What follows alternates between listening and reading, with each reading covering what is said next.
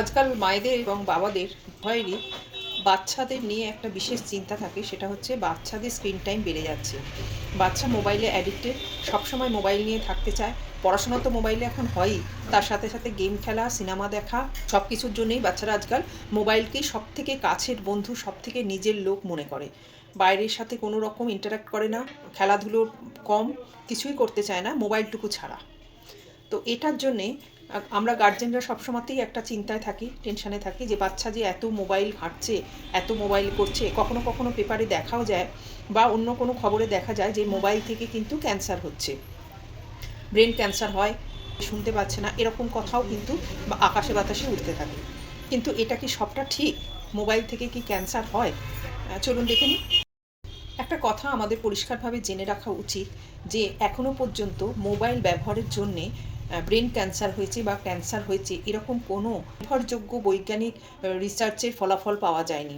ক্যান্সারের সাথে মোবাইলে সরাসরি যোগাযোগ আছে এরকম কোনো সূত্র কিন্তু এখনও পর্যন্ত পাওয়া যায়নি। বিশ্ব স্বাস্থ্য সংস্থা, হু, আমেরিকার ন্যাশনাল ক্যান্সার ইনস্টিটিউট, ইউরোপের একাধিক গবেষণা সংস্থা সবাই বহু বছর ধরেই এই বিষয়টা খুঁটিয়ে দেখছে, কিন্তু এখনও পর্যন্ত এর কোনো সরাসরি যোগাযোগ বা কোনো সম্পর্ক স্থাপিত হয়েছে এরকম কোনো প্রমাণ পাওয়া যায়নি। বলতে শোনা যায় যে মোবাইল থেকে যে রেডিয়েশনটা বেরোয় সেটা সরাসরি ক্যান্সার তৈরি করে, কিন্তু পরীক্ষায় এটা দেখা গেছে যে মোবাইল থেকে যে রেডিয়েশনটা বেরোয় সেটা নন আয়োনাইজিং রেডিয়েশন। এক্স রে বা সিটি স্ক্যানের যে রেডিয়েশন বেরোয় সেটার মতো কিন্তু নয়। এক্স রে এবং সিটি স্ক্যানের যে রেডিয়েশনটা বেরোয় সেটা থেকে শরীরের কোষের যে ডিএনএ আছে সেটা ক্ষতিগ্রস্ত হয়, কিন্তু মোবাইলে যে রেডিয়েশনটা বেরোয় সেটা সেই ক্ষমতা রাখে না। মানে কোষের ডিএনএ ক্ষতি করার কোনো ক্ষমতা মোবাইল রেডিয়েশনের নেই। তাহলে মোবাইল নিয়ে এত কথা কেন? মনে পড়ে মাঝখানে প্রায় বছর 10 আগে একটা কথা খুব বাজারে ঘুরছিল যে মোবাইল ফোনের জন্যেই চড়াই পাখির নাকি বংশনাশ হচ্ছে। ঝাঁকে ঝাঁকে চড়াই পাখি মরে যাচ্ছে মোবাইল ফোন, মোবাইল টাওয়ার ব্যবহারের জন্য।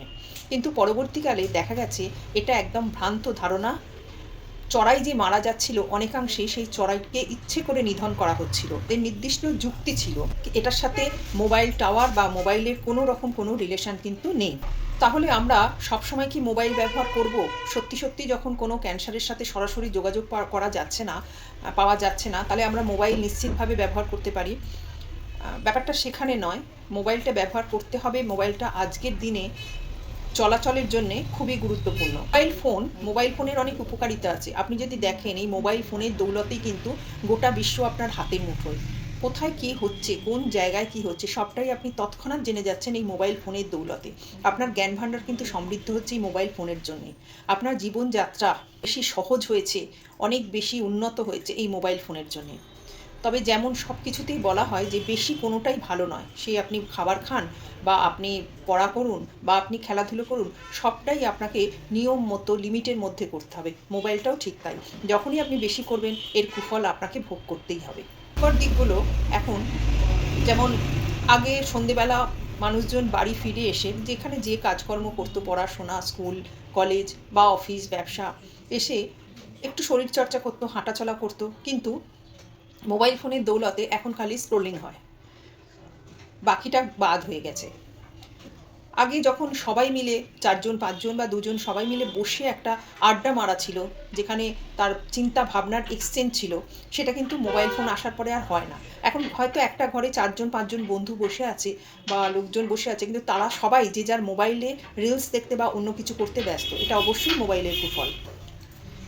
এই যে এগুলো ছোটোখাটো মনে হলেও, ছোটোখাটো অসুবিধে মনে হলেও এর কিন্তু একটা সুদূর প্রসারী ক্ষতিকর দিক আছে। প্রথম সমস্যা হচ্ছে যখন আমরা মোবাইল ফোনের দিকে একদৃষ্টে তাকিয়ে থাকছি বা মোবাইল নিয়েই বসে থাকছি, তখন আমাদের শরীরের যে অঙ্গ প্রত্যঙ্গ নড়াচড়া, হাত পা নড়াচড়া, শরীরের নড়াচড়া, এটা কমে যাচ্ছে। ঘন্টার পর ঘন্টা মোবাইল ফোন নিয়ে বসে থাকা মানে হাঁটা কম হচ্ছে, ব্যায়াম হচ্ছে না, তার ফলে ওজন বাড়ছে।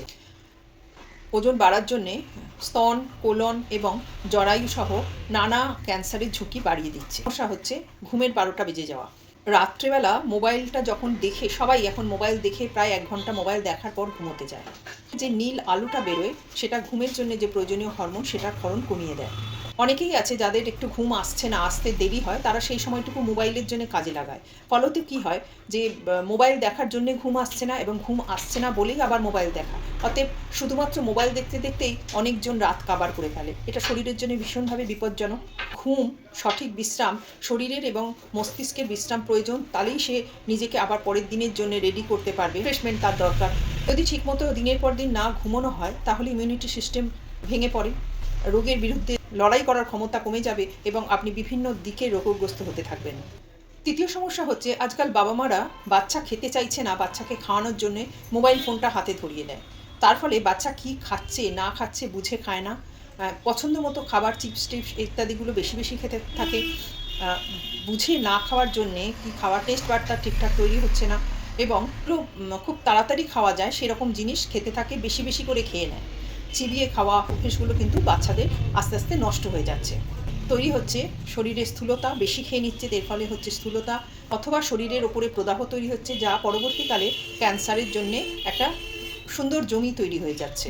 মোবাইল ফোন দেখলে যেমন আমরা সারা বিশ্বের খবর জানতে পারি, ভালো খবর, তার সাথে সাথে কিন্তু অনেক খারাপ খবরও আমাদের কাছে নিমিষের মধ্যে চলে আসছে, যেটা আমাদের মনের ওপরে একটা বিশাল চাপ তৈরি করছে। কোনো যদি নেগেটিভ খবর আমরা পাচ্ছি, পেতে পেতে যারা দুর্বল তারা নিজেদের মধ্যেই একটা নেগেটিভিটি তৈরি করে ফেলছে, দুশ্চিন্তা বাড়ছে, দীর্ঘস্থায়ী একটা স্ট্রেস বাড়ছে, ফলে শরীরে যে হরমোনের ভারসাম্যতা আছে সেটা নষ্ট হয়ে যাচ্ছে।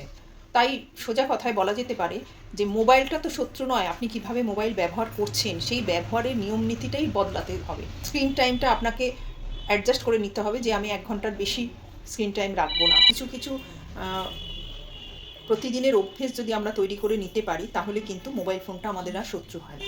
প্রথমত, বলার সময় মোবাইল ফোন স্পিকারে বা হেডফোন ব্যবহার করলে ভালো, কানে অনেকক্ষণ ফোনটা চেপে না ধরলেই ভালো।